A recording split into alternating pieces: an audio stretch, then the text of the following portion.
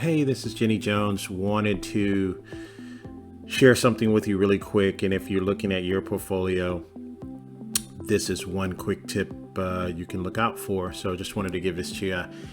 I ran across an old portfolio that I had, and I updated it last night just so you can take a look at it. But these are some of the mistakes that I was making when I first, before I became very versed in this area. But one of the biggest things that jumps out with me in the portfolio that I used to have is you have bonds here. You have a bond here.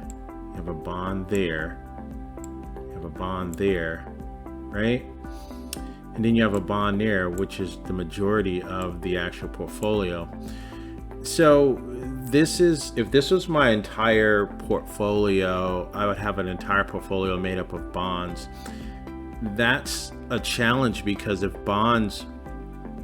these particular bonds, whether they be long-term or short-term, are only doing about, 3%, maybe 4%, then there's two things that work against me. Actually, there's three things. I never thought about the third thing until just now. The three things that are working against me is one, inflation is working against me, right? So inflation is growing at 2.7, almost 3%. If these bonds are not getting 3% returns, that's a problem because I'm not making any money.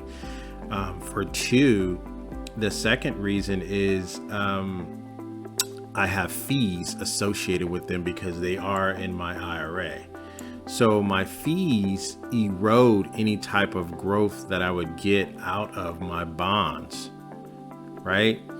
And then number three, there is no diversification. And when you look at the small amounts here, 113, 137, 240, those are really not, I won't make any money from those enough to cover the actual fees that are inside each. So each one of these, as you look at all of them all the way down the row, there are fees associated with them. Well, there's these. There are fees associated with them for each particular fund.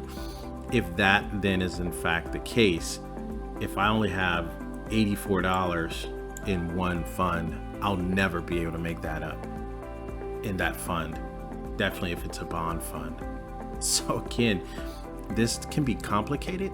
This can be very complex. Yet it can be very simple if you really think about it. Jenny Jones, the Financial